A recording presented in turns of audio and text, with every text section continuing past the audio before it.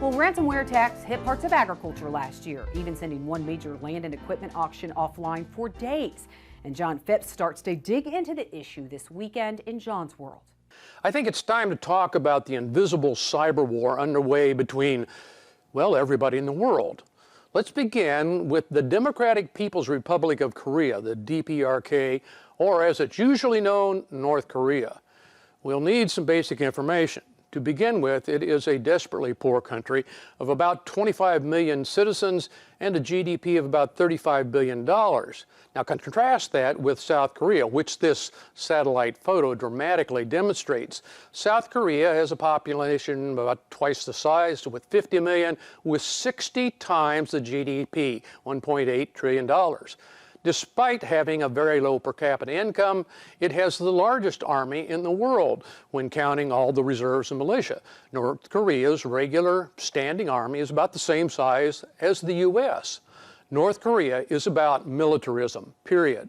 Its brutal dictatorial government by the Kim dynasty has created an essentially dysfunctional economy with severe shortages and minimal trade. This graphic shows their meager and frankly unusual exports.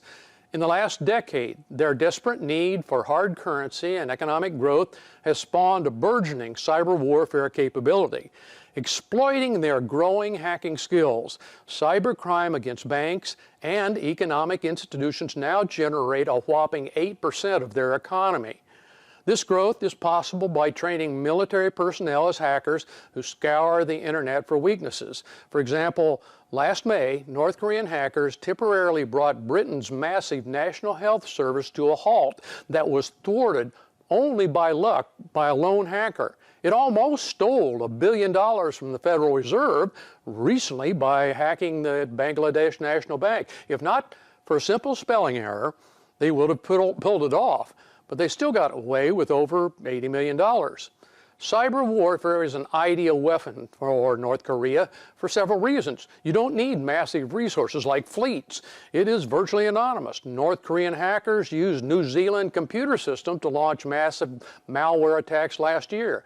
Experts have trouble locating any good hacker, but North Korea's internet is restricted to high officials and the military, so they are effectively firewalled. Even if attack sources are pinpointed in North Korea, there are no foreign bank accounts to freeze or economic sanctions that we haven't already applied. Worst of all, they are getting better faster than expected. Their recent exploits with cryptocurrency are the latest example. North Korea is just one of the most notorious cyber warfare combatants. Next week, I'll talk about why this all matters to U.S. agriculture. Thanks, John. Well, coming up next, we say goodbye to a passionate tractor collector gone too soon.